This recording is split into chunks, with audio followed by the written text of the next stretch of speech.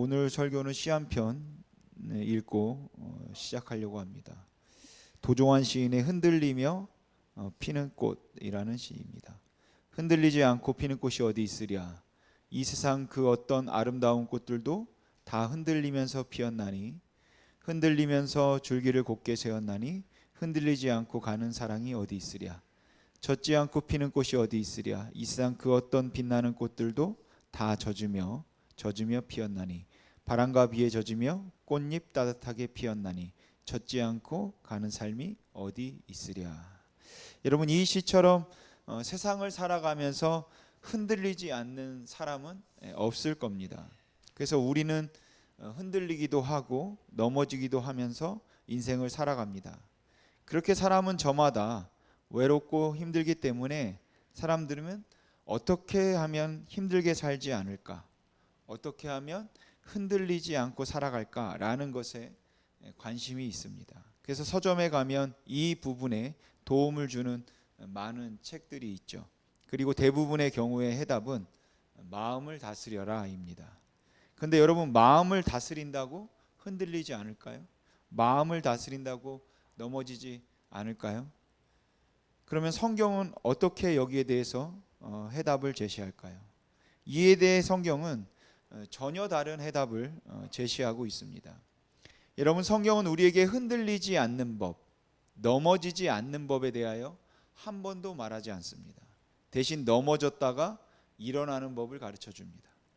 절대로 넘어지지 않는 법이 아니라 넘어졌을 때 반드시 일어나는 법을 가르쳐 준다라는 것이에요. 하나님은 우리가 몇 번 넘어졌는가를 세지 않습니다. 대신 우리가 몇 번 일어났는가를 세시죠. 그래서 성경에 나오는 믿음의 사람들이 승리한 것은 한 번도 흔들리지 않았기 때문이 아니라, 한 번도 넘어지지 않았기 때문이 아니라 수없이 넘어졌지만 그것보다 한 번 더 일어났기 때문입니다. 여러분, 승리란 다른 것이 아닙니다. 넘어진 수보다 한 번 더 일어나면 그것이 승리입니다. 다윗이 그랬고, 베드로가 그랬고, 엘리야도 그랬죠. 그래서 잠언 24장 16절은 대저 의인은 7번 넘어질지라도 다시 일어난다 라고 말씀하는 겁니다. 여러분, 7번 넘어져도 8번 일어나면 되는 겁니다.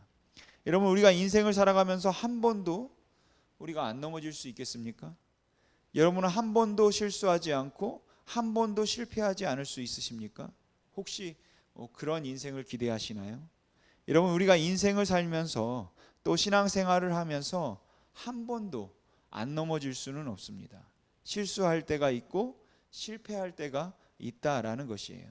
그러니까 여러분, 안 넘어지기를 기대하기보다는 넘어질 때마다 우리가 일어나기를 소망해야 하는 것입니다. 오늘 말씀을 통해 넘어질 때 잘 일어나는 그러한 법을 우리가 배우길 소망합니다. 오늘 본문에 나오는 인물은 우리가 잘 아는 삭개오입니다. 본문 2절을 보시면 삭개오에 대해서 삭개오라 이름하는 자가 있으니 세리장이요 또한 부자다라고 소개를 하고 있습니다. 그러니까 삭개오의 직업은 여리고 세무서 소장이었고 한평생을 세무서에서 일한 까닭에 부자가 되었습니다. 물론 그가 근검전략하고 돈을 아꼈기 때문에만 부자가 된 것은 아닐 겁니다.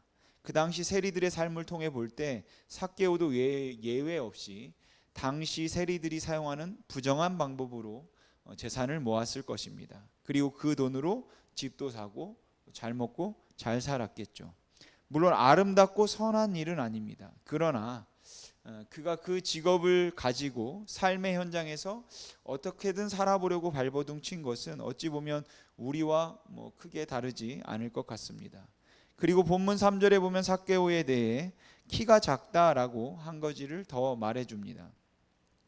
그러니까 세리장으로 출세하고 돈도 많이 모아 부자이긴 했지만 키가 작았다라는 것이에요. 그래서 그는 예수님을 보기 위해 나무 위에 올라가야만 했습니다. 그리고 이러한 점이 또 우리에게 친숙함을 주는 것 같습니다. 만약 삭개오가 돈도 많고 키도 크고 얼굴도 잘생기고 매너도 좋고 뭐 하나 빠지는 게 없었다라고 했다면 나와 비슷한 그런 친숙함은 별로 없었을 겁니다. 그러니까 성경이 제시하는 인물은 뭐 그렇게 특별한 사람은 아니다라는 것이에요. 우리와 똑같은 고민을 안고 하루하루를 살아가는 사람들인 것입니다. 월간 직장인이라는 잡지에 우리나라 근로자의 70% 이상이 매일 어떤 특별한 기대감 없이 일터로 나가고, 직장인 3명 가운데 1명은 일하기가 죽기보다 싫다고 말하고, 직장인 3명 가운데 2명은 자신에게 어울리지 않는 직장에 다니고 있다고 생각한다 라는 글이 실렸던 적이 있습니다. 근데 여러분, 이게 직장인만 그런 것일까요? 그렇지 않죠. 주부는 주부대로, 학생은 학생대로, 노인은 노인대로 모든 사람이 다 만족하며 사는 것이 아니라는 겁니다. 누구나 문제가 있고 고민이 있고 누구나 아픔이 있는 것입니다. 여러분, 미국에서 태어난 어떤 한 사람이 있었습니다. 그는 태어나기도 전에 부모에게 버림받았습니다. 미혼모였던 생모는 자기 힘으로 아기를 키울 수 없어서 그를 입양 보냈습니다. 입양된 곳의 양부모는 대학을 나오지도 부유하지도 않았지만 심성이 착하고 좋은 분들이었습니다. 그 양부모 밑에서 열심히 공부한 그는 인문학 분야에서 손꼽히는 인류대학에 진학했습니다. 남들이 다 가고 싶어하는 대학이었지만 그는 입학한 지 17개월 만에 자퇴하고 말았습니다. 왜냐하면 그의 양부모가 노동자로 일하면서 평생 쌓은 적금이 모두 학비로 들어간다는 사실을 알았기 때문입니다. 결국 집을 떠나고 그는 대학 친구와 방 거실에서 잠을 자며 빈 병을 주워 팔아 끼니를 연명하며 살았습니다.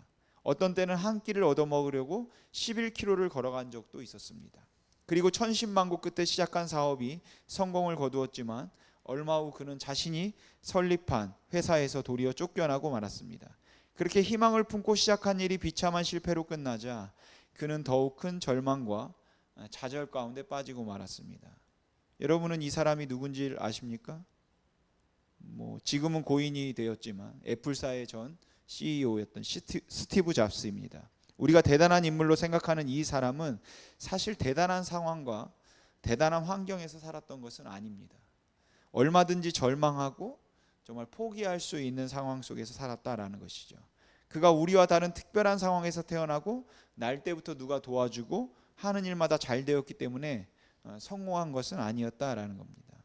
이렇게 여러분, 고난과 악한 환경과 약점과 아픔들, 이런 것들을 모든 사람이 동일하게 갖는 인간적 조건들입니다.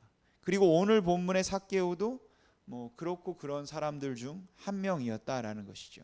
그는 돈도 많이 모으고 성공했을지 모르지만 동족인 유대인들로부터는 소외된 그런 고난과 아픔을 가진 사람이었습니다. 오늘 본문 2절에서 삭개오는 세리장이고 부자다라고 하는데, 그렇다면 3절은 이런 식으로 연결되어야 자연스러울 것 같아요.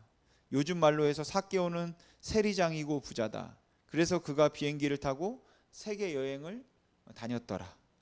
아니면 그가 궁궐 같은 집을 짓고 호의호식하며 살았더라. 그런데 본문 3절에 보면 그가 예수께서 어떠한 사람인가 하여 보고자 했다라고 합니다. 여러분, 왜 부자 삭개오가 예수님을 보려고 했을까요?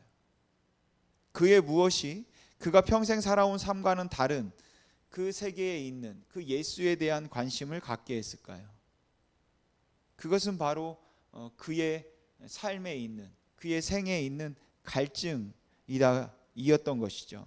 삭개오는 남들만큼 먹고 살고 돈도 조금 모았지만 늘 무엇인가 부족한, 늘 무엇인가 갈급한 그 갈증이 있었던 것입니다.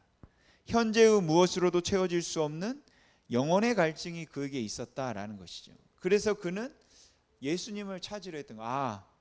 이 갈증이 예수를 만나면 해결이 될까? 해소가 될까? 라는 바람을 가지고 그가 예수를 만나러 나온 것입니다. 우리는 생의 갈증을 삶에 대한 불만 중에서 온다고 생각합니다. 그런데 그렇지 않습니다. 아파트 평수를 늘려봐도 계속 갈증은 남습니다. 꿈을 이루면 또 다른 꿈을 이루기 위해서 또 뛰어야 합니다. 그러니까 생의 갈증은 우리 육신의 것을 만족시킨다고 해서 없어지는 것이 아니다라는 것이에요. 왜 그렇습니까? 왜냐하면 인간은 육체만을 가지고 있는 존재가 아니라 바로 영혼도 있기 때문에 그렇다라는 것이죠. 그래서 인간의 생애 갈증은 세상적인 것으로는 우리가 다 채울 수 없다라는 겁니다. 선악과를 따먹고 죄인이 된 인간은 그 전에, 죄인이 되기 전, 선악과를 따기 전 하나님과 함께하며 하나님으로부터 왔던, 하나님으로 왔던 누리던 그 풍성함이 빠져나간 그 구멍을 가지고 있는데, 그것은 세상 어떤 것으로도 채울 수 없다라는 것이에요. 그리고 그것은 우리의 생애 갈증으로 나타나는 것입니다. 까를로 마짜라는 브라질 작가가 있습니다. 이 사람이 프랑스 어느 마을에서 스페인 산티아고성 야고보 교회까지 수백 킬로를 걸어서 순례를 했는데, 그러면서 순례 영성이라는 책을 썼습니다. 그 순례 영성이라는 책에서 그는 어느 곳이나 인간이 지닌 근원적인 열망과 향수를 잠재워 줄 영원한 고국은 없다. 영혼의 고향으로 돌아가기 전에 인간은 어디에서나 행복하지 않다라고 그가 말합니다. 그러니까 본향집으로 돌아가기 전에는 누구도 인생의 갈증이 해결되지 않는다라는 것이에요. 여러분, 육신의 갈증은 먹고 마시고 하고 싶은 대로 하면 풀립니다. 그러나 영혼의 갈증은 영혼의 집, 곧 하나님께로 돌아가기 전에는 해소되지 않는 것이에요. 삭개오의 마음속에도 이런 갈증이 있었던 것입니다. 직장도 안정되고 돈도 남보다 많이 벌어 부자가 되었지만 여전히 해소되지 않는 영혼의 갈급함, 그 속에 있었던 것입니다. 오늘 본문 3절과 4절을 보시면 앞에 사람이 많으니까 키가 작은 삭개오는 예수님을 볼 수가 없었습니다. 그런데 이럴 경우 오늘은 너무 사람이 많아, 날이 아니구나, 다음에 보자라며 보는 것을 포기할 수도 있죠. 하지만 삭개오는 포기하지 않았다라는 것이에요. 그는 포기하지 않고 예수님을 보기 위해 돌무화과 나무 위에 올랐다라는 겁니다. 세리장의 신분이 있는데도 그가 그 신분으로서 나무에 오른다는 것이 어떤 의미인지 알면서도 그는 그만큼 그에게 영혼의 갈증을 해소하고 싶은 갈망이 그에게 있었다라는 것이죠. 그리고 예수님은 그런 삭개오의 갈증을 해소하고 싶은 깊은 갈망을 예수님께서 알아보셨습니다.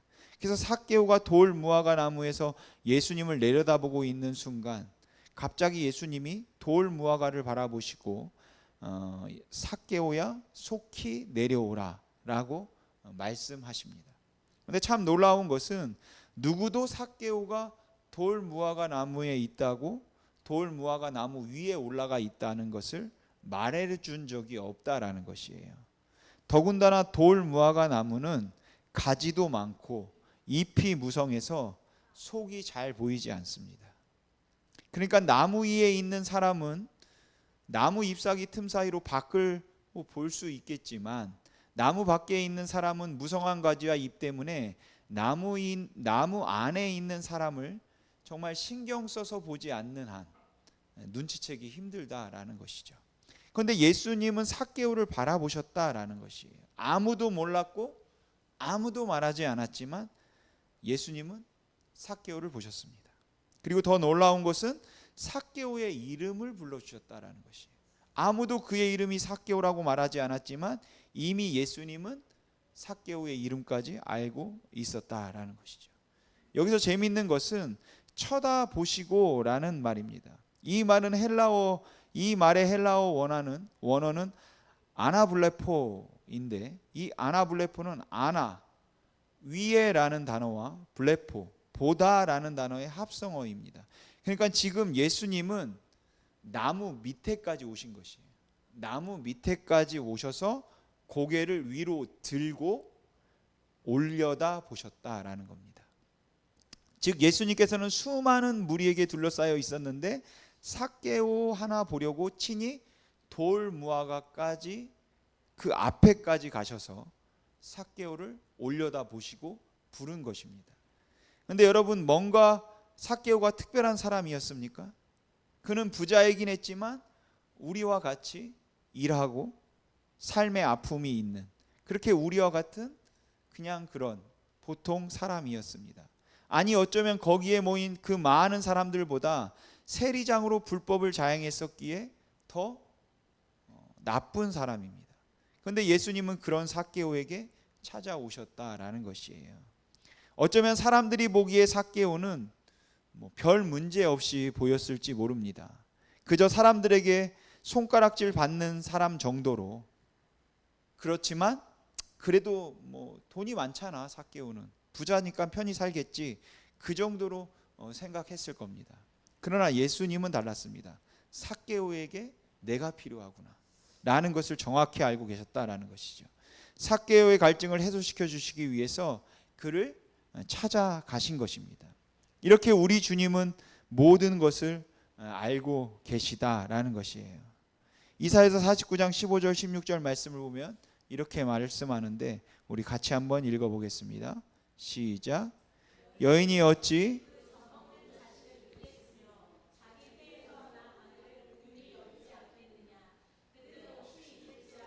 나는 너를 잊지 아니할 것이라. 내가 너를 내 손바닥에 새겼고 너의 성벽이 항상 내 앞에 있나니. 아멘. 여러분, 하나님이 우리를 얼마나 사랑하시는지, 아기를 낳은 여인은 그 아기를 잊어도 하나님은 안 잊는답니다. 그의 손바닥에 우리 이름을 새겼다라고 하십니다. 우리의 성벽, 우리의 문제가, 우리가 넘어야 할 인생의 과제가 또 누구 앞에 있다고 하십니까? 내 앞이 아니라 항상 하나님 앞에 있다라고 하세요. 여러분, 사람들이 알지 못하는 내 아픔, 내 눈물, 내 문제를 아시고 걱정하지 마라, 두려워하지 마라 라고 하시는 분이 우리 하나님이시다라는 것을 여러분 믿으시기 바랍니다. 사실 여러분, 삭개오의 놀라운 제2의 인생, 다시 그가 새롭게 되는, 다시 회복되는, 다시 일어나는 인생은 그가 돌 무화과 나무에 올라갔을 때부터 이미 시작되었습니다. 여러분, 돌 무화과 나무는 평지에서 잘 자라는 나무입니다. 그리고 이 나무는 벌레가 잘 먹지 않아서 잘 썩지 않습니다. 그래서 건축 재료로 많이 사용됩니다. 그리고 이 돌 무화과 나무의 또 다른 특징은 베어내면 또 자라고, 베어내면 또 자라고, 다시 자라고 한다라는 것이에요. 그래서 이 돌 무화과 나무는 회복이라는 그 의미를 갖고 있습니다. 그러니까 그가 예수님을 보려고 마음을 먹고 돌 무화과 나무에 오르는 순간부터 이미 삭개오에게는 무엇이 시작된 것입니까? 회복의 역사가 이미 시작되었다라는 것이에요. 그리고 그가 나무에서 내려와서 예수님과 함께 집으로 가자 그 회복이 예수님으로부터 직접 선포됩니다. 오늘 본문 9절 말씀 우리 같이 한번 읽겠습니다. 시작. 예수께서 이르시되 오늘 구원이 이 집에 이르렀으니 이 사람도 아브라함의 자손임이로다. 아멘. 여러분, 이 구원의 선포는 삭개오를 무거운 죄책감으로부터 자유하게 했을 겁니다. 그는 부정한 방법으로 부자가 되긴 했지만 그것이 늘 양심에 걸렸을 것이고 그것이 그의 갈증을 더 심하게 했을 겁니다. 즉 그의 마음속 깊은 곳에는 죄의식이 두려움으로, 갈증으로 자리 잡고 있었다라는 것이에요. 그런데 예수님은 그런 삭개오에게 자유를 선포하신 것이에요. 2010년 4월 초 서울 서초동 가정법원 소년법정에서 있었던 이야기인데 영상으로 우리 같이 한번 보도록 하겠습니다.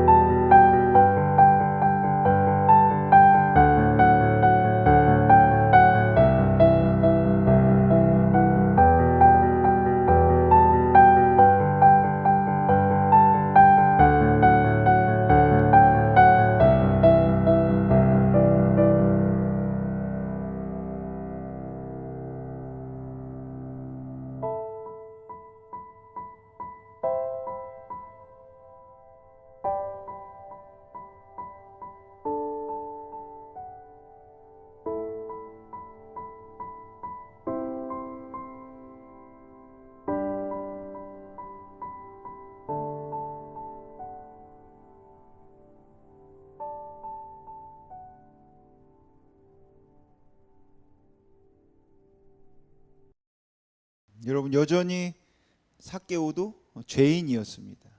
그러나 구원받았다고 하시고 주님께서 용서해 주셨다라는 것이에요. 여러분, 하나님도 우리가 죄가 없어서가 아니라 죄가 있음에도 불구하고 용서하시는 것입니다. 물론 이 재판과는 다르게 하나님은 그 죄에 대한 값을 치르셨습니다. 그 아들을 우리 죄 대신 십자가에 못 박으셨다라는 것이죠. 그래서 우리에게 떨어져야 할 그 죄에 대한 진노와 심판을 우리 예수 그리스도께서 전부 다 받아내셨습니다. 그리고 바로 그 예수 그리스도의 십자가의 능력으로 우리를 덮어버리시고 우리를 죄 없다 선포해 주셨다라는 것이죠. 이것이 바로 여러분 하나님의 은혜입니다. 그리고 이 사실을 우리가 확신하고 나아갈 때 우리는 7번 넘어져도 여러분 다시 일어날 수 있는 것입니다. 그런데 이렇게 하나님이 무조건 용서하시고 회복시켜 주신다고 해서 아무렇게나 막 살면 어떻게 되겠습니까? 안 되겠죠. 오늘 예수님과 함께한 삭개오에게 분명한 변화가 또 하나 있습니다. 그것은 삶의 의미의 변화입니다. 지금까지 삭개오는 돈만 벌면 잘 살 수 있다고 생각했습니다.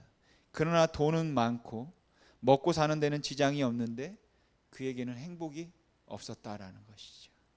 돈만 가지고 살 수 없다는 것을 그가 뒤늦게 깨달았다라는 것이에요.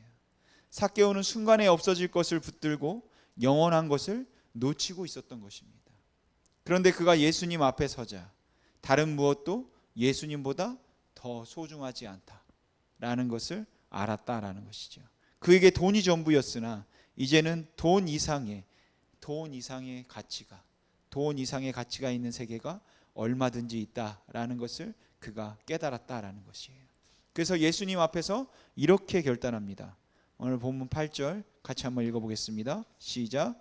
삭개오가 서서 주께 여짜오되 주여 보시옵소서 내 소유의 절반을 가난한 자들에게 주겠사오며 만일 누구의 것을 속여 빼앗은 일이 있으면 내 갑절이나 갚겠나이다. 아멘. 이 말은 삭개오가 예수님과 흥정을 하고 있는 게 아닙니다. 주님, 내 재산 절반을 가난한 자에게 내놓을 테니까 저를 구원해 주십시오. 저 영생 받을 수 있겠습니까? 이 말을 하고 있는 게 아니다라는 것이에요. 이 말은 삭개오가 진심으로 그 어떤 것보다 내가 가진, 내가 평생 목숨 걸고 모았던 이 재물보다, 권세보다 내가 영생을 원합니다 라는 고백이고, 내가 진심으로 회개하고 새 사람이 되고 싶습니다 라는 그 고백을 지금 삭개오가 하고 있는 것입니다. 그래서 이 고백에는 삭개오의 그 영생에 대한 간절함이 있다라는 것이에요. 그동안 인생의 목적이라고 해도 과언이 아닐 만큼 돈을 버는 일에 집착했던 그가 그 재물을 놓아버리겠다고 고백하는 것이 바로 그의 진실한 회심의 표현이었다라는 것이죠. 이렇게 삭개오의 마음이 변화되자 그 변화가 밖으로 나타났다라는 것이에요. 마음이 자유를 얻자 그는 집착하던 물질에서도 자유를 얻게 되었습니다. 그러면 변화된 삭개오가 여러분 어떻게 살았을까요? 삭개오가 예수님 만나고 변화된 후 세리를 그만두고 직업을 바꿨을까요? 아니면 다른 곳으로 이사가서 새로운 삶을 시작했을까요? 오늘 말씀 어디를 봐도 예수님을 만난 삭개오가 변화된 후 세리라는 직업을 그만둔 흔적도 없고 다른 곳으로 이사가서 새 삶을 시작했다, 새로운 삶을 시작했다는 말도 없습니다. 많은 사람이 예수님을 만나고 그리고 예수님을 만난 후 크게 은혜를 받고 나면 하던 일을 그만두기도 하고 신학교를 가기도 하고 선교를 떠나기도 합니다.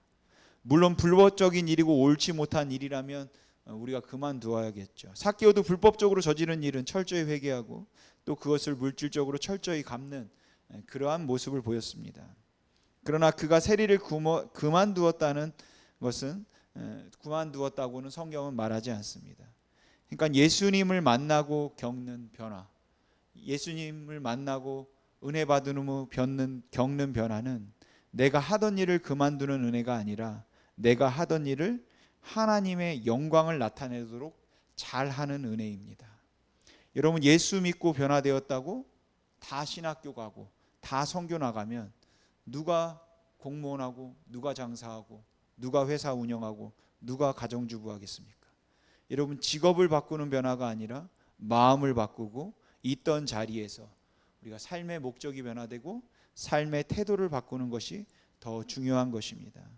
여러분, 바닷가에 가면 파도가 치잖아요. 그리고 파도는 끊이지 않습니다. 계속 밀려옵니다. 아마 1000년 전에도 파도는 지금과 똑같이 밀려왔을 겁니다. 그리고 우리가 죽고 난 1000년 후에도 파도는 지금과 똑같이 계속 밀려올 겁니다. 저는 하나님의 은혜도 마찬가지라고 생각합니다. 우리가 1000번을 넘어져도 하나님의 은혜는 항상 동일하게 우리에게 밀려오고 있습니다. 파도 같은 하나님의 은혜, 그 변치 않는 여러분, 그 하나님의 은혜가 있는 한 우리가 흔들려도, 우리가 넘어져도, 우리가 실수해도, 심지어 우리가 하나님을 외면하려고 해도 하나님의 은혜의 파도는 우리에게 밀려온다라는 것을 여러분 잊지 마시기 바랍니다. 여러분, 하나님의 은혜가 있는 한 우리는 망하지 않습니다. 하나님의 은혜가 있는 한 우리는 다시 일어설 수 있습니다. 그래서 우리에게 가장 필요한 것이 바로 하나님의 은혜인 것이에요. 그래서 하나님의 은혜만 있으면 우리는 언제나 승리할 수 있는 것입니다. 사랑하는 성도 여러분, 하나님의 은혜는 우리가 넘어져도, 우리가 엎어져도 다시 일어나게 하는 것입니다. 분명 하나님의 은혜가 그것을 가능하게 하는 것입니다. 바라기는 여기 모인 성도님들이 삭개오를 다시 일으켰던 그 하나님의 은혜, 다윗을 다시 일으켰던 하나님의 은혜, 엘리야를 다시 일으켰던 하나님의 은혜, 베드로를 다시 일으켰던 그 하나님의 은혜가 변함없이 항상 나를 향해 밀려오고 있다는 확신을 가지고 삶의 고난과 아픔과 어려움과 악한 환경, 그리고 나의 부족함과 연약함에 의해 넘어질지라도 여러분들이 다시 일어나는 그 회복이 있기를 주님의 이름으로 소망합니다. 기도하겠습니다.